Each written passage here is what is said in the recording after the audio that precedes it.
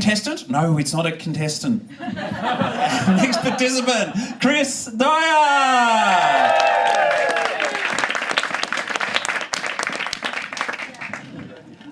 Hi everyone, my name's Chris. I'm a father, a creative problem solver and a legal policy person.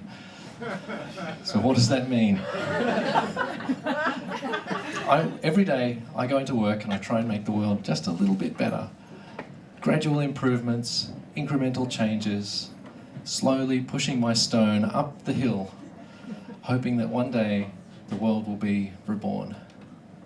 That's the dream they sold me.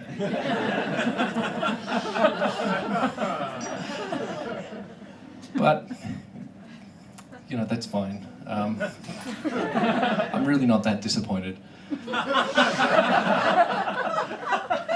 Actually, they say that one day soon, all lawyers are going to be replaced by computers.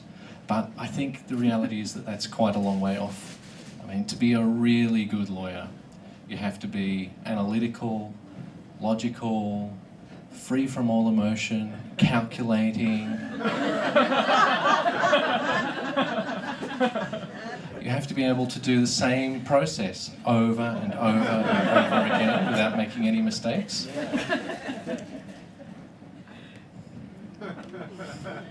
Oh, I almost forgot, you have to have a really good memory. So, yeah, perhaps I am starting to think of a career reboot.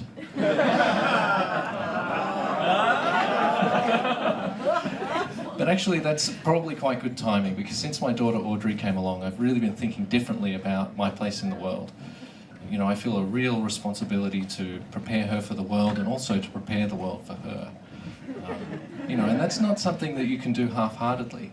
You have to do that with absolute conviction. There's no, you know, it's not about feeling good about yourself. Sometimes you have to make compromises if you're trying to make the world a better place. So by day, I'm a committed participant in our wonderful democracy, while by night I lead an authoritarian but mostly benign dictatorship that enforces near total control over its only subject. But we never intended to end up here. You know, we had our hearts in the right place to begin with, but the wheels sort of fell off with toilet training, and I'll tell you about that. So we started with, you know, the very best democratic intentions in mind. We started with citizens' forums and kitchen table discussions, all about how to be a big girl and use the toilet. And, you know, we had all these picture books, and, you know, it was very, very committed. We backed that up with looking at some models from similar democracies. Mostly what that means is scouring YouTube for high-quality videos of little children on the potty.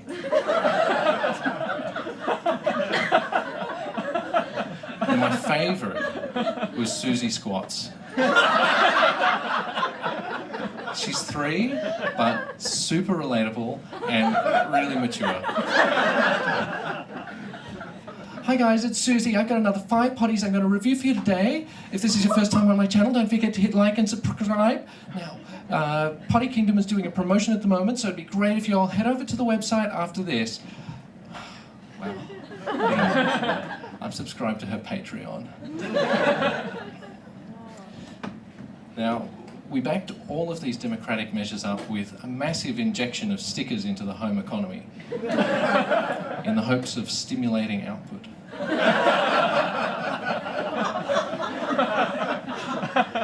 So we got about 6 months into our democratic experiment, and all we had to show for it was stickers covering literally every surface of the house, except for the Mr. Giraffe Goes Potty reward chart.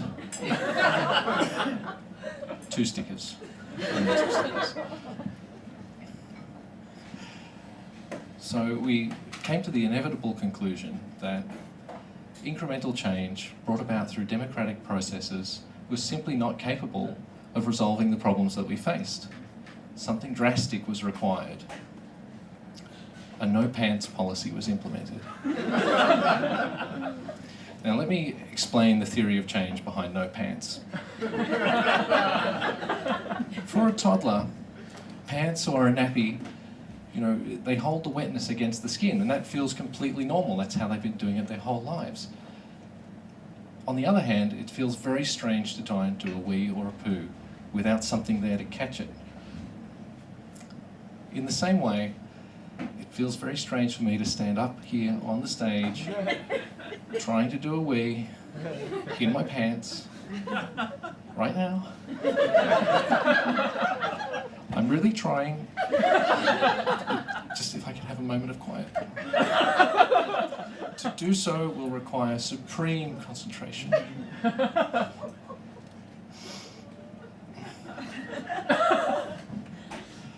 So this is how Audrey explained the change in her own words. I waked up and I done 3 wees because I'm 3. Then I got really cranky with Mummy. She said, no more nappies. But no pants was never discussed at our citizens' forums. Mummy and Daddy are naughty. I don't want to be a big girl anymore. The resistance was swiftly crushed. And I was free to begin thinking about how I could take this wonderful lesson and begin applying it in an advocacy setting. We'd stumbled across a great tool here. Something, not necessarily a solution in itself, but a great tool for when there's insufficient willpower to get the job done. I call it the no pants theory of good governance.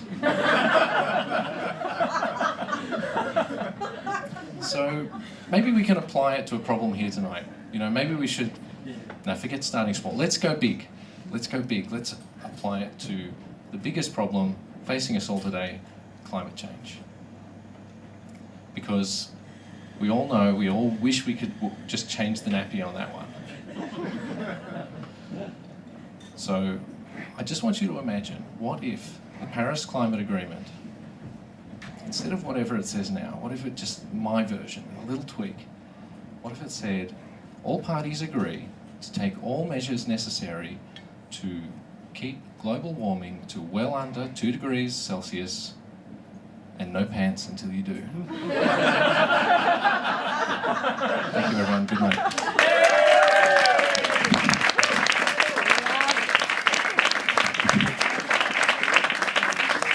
Dream of a land with no trousers.